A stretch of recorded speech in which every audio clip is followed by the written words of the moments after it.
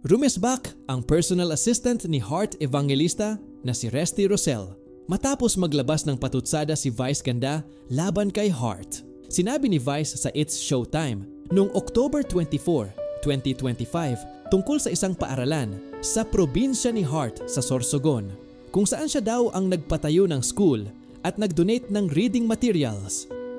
Ayon kay Vice, bulok yung paaralan doon sa lugar nila Heart Evangelista. Bulok yung paaralan doon sa lugar nila Heart Evangelista. Paaralan na walang reading materials, pinagawa ko yung eskwelahan at nagpadala ako ng tulong doon kasi walang reading materials. Bulok yung paaralan doon sa lugar nila Heart Evangelista.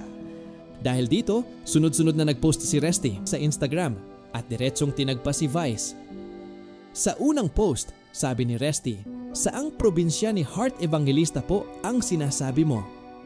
Sa DepEd po kayo manawagan kasi meron budget ang DepEd para sa mga school building and reading materials na sinasabi mo. Ano ang intention mo to mention Heart's name? Para ano? Mema? Mema sabi ka lang. Kaloka. Kasunod nito ay ipinakita niya ang isang listahang pinamagatang Heart Evangelista, Charity Works in Sorsogon. Aniya, ito ba ang probinsiya ni Heart Evangelista na sinasabi mo? Hindi pa natigil doon si Resty. Tinawag din niya ang pansin ng Department of Education at ni Secretary Sonny Angara. Sinabing bulok daw ang paaralan nila. Pati asawa ni Angara na si Tootsie Angara ay tinag ni Resty. Ipinakita din niya ang bahay ng mga magulang ni Heart sa Carmona, Cavite at sinabing walang kaugnayan ng boss niya sa Sorsogon. Pati mga pangalan ng mga politiko sa Sorsogon ay ipinaalam rin niya kay Vice. Mga ito raw ang dapat niyang kalampagin at hindi si Heart. Aniya, ito ang listahan ng mga nanalo noong eleksyon sa Sorsogon. Ni isa hindi mo ba kilala? Si Heart ang kilala mo sa Sorsogon?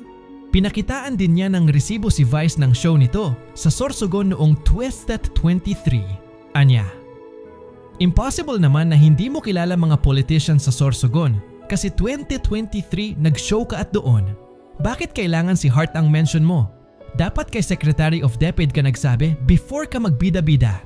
Sabi rin niya kay Vice kung saan nakatag pa si GMA Network Senior Vice President Annette Gozon Valdez. Aniya, nag-ambag ka lang pero kung makapagyabang ka, parang ikaw yung nagpatayo ng buong building. Annette Gozon Valdez, ano po ang masasabi mo madam? Nag-post din si Resty ng screenshot ng naging issue ni Vice at ang singer-comedian na si Ate Gay. Ani Resty, justice for Ate Gay.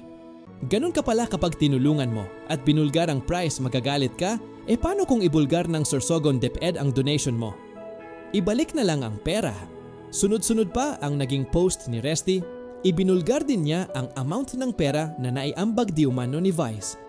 Hindi rin umano si Vice ang may ambag, pati na rin ang PTA o Parent Teacher Association ng paaralan. Ibinandera din ni Resty ang mga gawaing charity ni Heart. Wala pang tugon si Vice sa mga patutsada sa kanya ni Resty. Bakit si nga ba si Heart ang nabanggit ni Vice Ganda? Dahil asawa siya ni Senator Chis Escudero ng Sorsogon. Natural na may ugnay si Heart sa lalawigan. Pero nagalit ang personal assistant ni Heart, si Resty Rosel, dahil pakiramdam niya ay siningle out si Heart sa issue ng bulok na paaralan. Kahit dapat daw sa DepEd o lokal na opisyal ito ibinabaling,